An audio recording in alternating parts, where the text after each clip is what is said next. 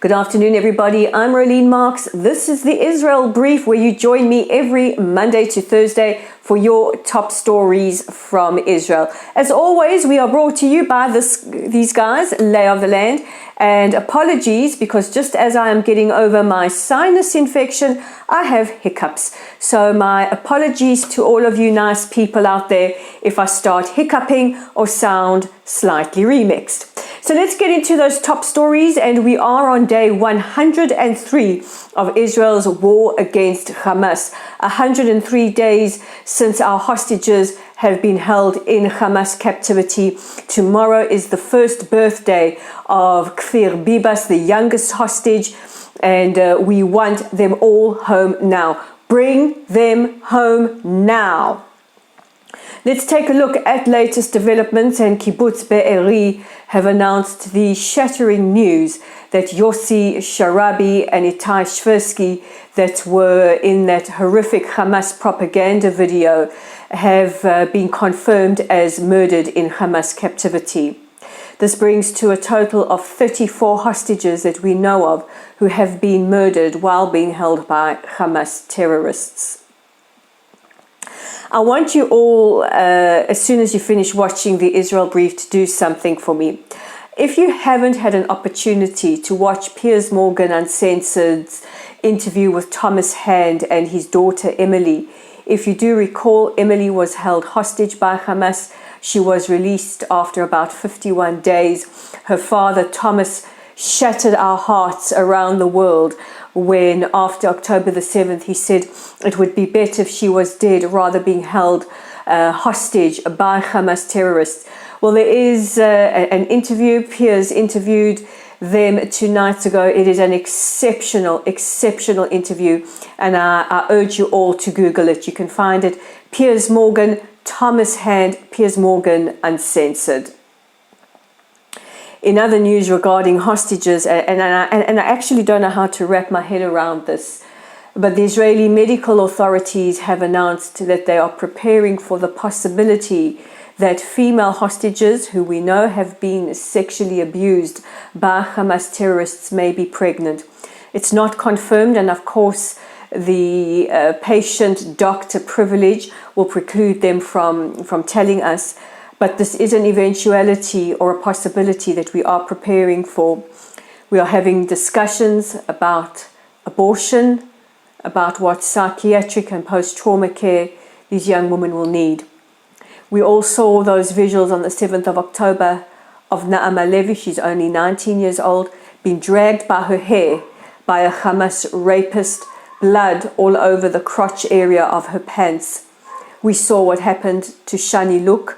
We've heard from hostages who were held in the Hamas terror tunnels what has happened to some of those young women. And I think no matter where we sit on the issue of abortion, I think we can all agree that this is a trauma that is beyond anything that we can comprehend. A Qatari plane filled with medicine for hostages landed in Rafah crossing earlier today. The medicines that were bought in France will be received by Qatari officials, who said they will oversee the transfer to Hamas so that the hostages will receive much needed medication. We know, as I've just said, that Naama Levi was sexually violated. We also know that another hostage, Hirsch Pauline Goldberg, had his arm shot off, and that a lot of the hostages require urgent medical care or have medical issues that need the medicine.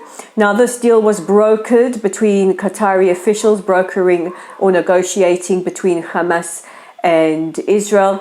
And part of this deal is also to see increased humanitarian aid let into the Gaza Strip. It's just a situation that is... I still don't know how 103 days later we are sitting here with over 130 of our brothers and sisters, sons, daughters, fathers and mothers, whole families still held hostage by these terrorists. Bring them home now. In other news, and I want to single out all these South Africans, all these incredible South Africans who are messaging me every single day, standing in solidarity. Guys, I know you are the best. You are the best. And I want to tell you, our many Christian friends, we feel your solidarity. We hear your solidarity. We know that you are standing with us, and you are not just standing with us, you are holding us up so that we can stand proudly. And I thank you. Tomorrow there will be a protest outside of Cricket South Africa. This is in protest of removing David Teager, the captain of the under-9 cricket squad, a very talented cricketer, removing him as captain of the squad. Now, the reasons Cricket South Africa have given is they say that they can't guarantee his safety. Cricket South Africa and ICC, International Cricket Council, it is up to you to guarantee the safety of our players, not to rob anybody of their opportunity to play, let alone captain a squad. There are some theories floating about, and I'm tending to believe it, that withdrawing him as captain has more to do with making a political statement, because at an awards ceremony a couple of months ago, he reiterated his support for IDF soldiers, especially since they were operating to try and free hostages. If you've got a problem with trying to free hostages, you have something fundamentally wrong with your moral compass. And I want to say something about civilian casualties in Gaza. Nobody is more acutely aware of the horrors that the people of Gaza are enduring. But we don't have independent confirmation on numbers. We don't know who are combatants and who are civilians, who has been killed by Hamas or who has been killed by errant rocket fire. All we know are the statistics that Hamas are giving out. And there is a massive difference between genocide and intent. Genocide is not about numbers. Genocide is about intention.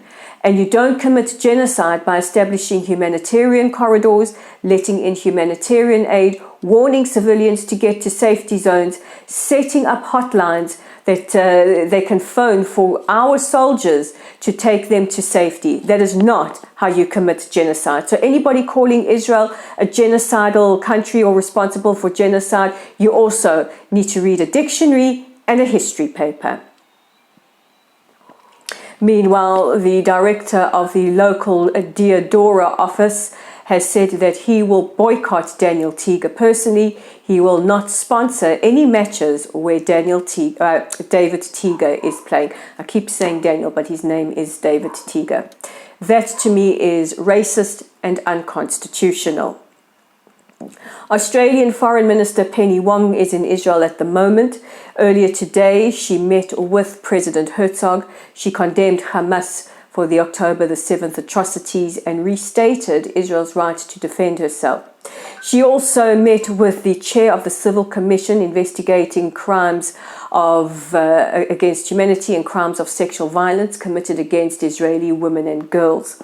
Very, very important, especially as we've seen silence in the face of that atrocity. However, Foreign Minister Wong has faced a significant amount of criticism for not going down to the kibbutzim, the communities that were so badly devastated by the 7th of October atrocities. Ms. Wong, while you're here, if you can hear me, please go down to Nir Oz, Kibbutz Be'eri, Kfar Aza, and all the other kibbutzim. Please sit for 47 minutes and watch that body cam footage. You will understand why it is so important to stand with Israel.